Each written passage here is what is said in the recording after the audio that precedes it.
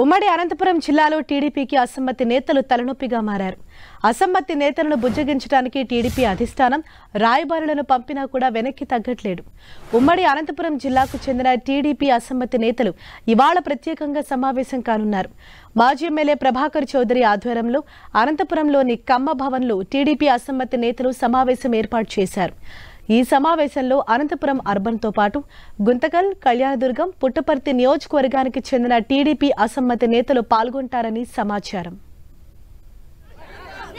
ఇక టీడీపీ మాజీ MLA Prabhakar Chowdary, TDP అసమ్మతి నేతలు కలిసి ఇవాల్టి సమావేశంలో భవిష్యత్ కార్యాచరణ ప్రకటించనున్నారు. ధర్మవరం టికెట్ ఆశించి భంగపడ్డ మాజీ ఎమ్మెల్యే గోనుగుంట్ల సూర్యనారాయణ ధర్మవరంలో తన అనుచరులతో ఇవాళ ప్రత్యేక సమావేశం ఏర్పాటు చేశారు. అనంతరం కార్యాచరణ ప్రకటించనున్నారు. మరింత సమాచారంతో మా ప్రతినిధి జగదీష్ మనకు అందుబాటులో ఉన్నారు. జగదీష్,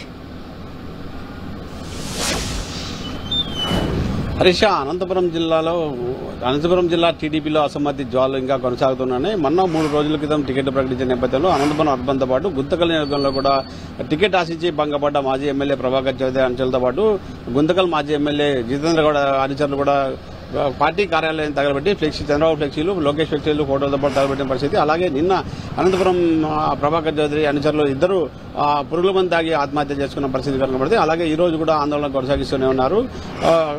పార్టీ కోసం కష్టపడి పనిచేసిన వారికి టికెట్ ఇవ్వకుండా డబ్బులతో చంద్రబాబు టికెట్లు అమ్ముకున్నారంటూ కూడా అసమ్మతి నేతలు ఆవేదన వ్యక్తం చేస్తున్న పరిస్థితి కనబడుతుంది. ఆ నేపథ్యంలోనే ఈ రోజు ఉమ్మడి అనంతపురం జిల్లాలో అనంతపురం అర్బన్ నియోజకవర్గంతో పాటు గుంతకల్లు, అలాగే కళ్యాణదుర్గం నియోజకవర్గాలు, పుట్టపర్తి అసమ్మతి నేతలతో మాజీ ఎమ్మెల్యే ప్రభాకర్ చౌదరి ఆధ్వర్యంలో ఈరోజు నగరంలోని కమ్మభవన్లో ప్రత్యేక ఆత్మీయ సమావేశం ఏర్పాటు చేశారు. ఈ సమావేశంలో కార్యకర్తలు, నాయకులతో చర్చించి తమ భవిష్యత్ కార్యాచరణ ప్రకటిస్తామంటూ కూడా వారు నిన్న చెప్పిన పరిస్థితి కనబడుతుంది. ఈ నేపథ్యంలోనే ఇప్పుడు ఆల్రెడీ కమ్మభవన్కి కొంతమంది నాయకులంతా చేరుకుంటున్న పరిస్థితి కనబడుతుంది. మరికొద్దిసేపు గంటన్నర సమయంలో కార్యకర్త నాయకులతో సమావేశం అనంతరం మీడియా సమావేశం ఏర్పాటు చేసి మా భవిష్యత్ కార్యాచరణ ఏర్పాటు తెలియజేస్తామంటూ కూడా అసమ్మతి నేతలు చెప్తున్న పరిస్థితి అయితే కనబడుతుంది.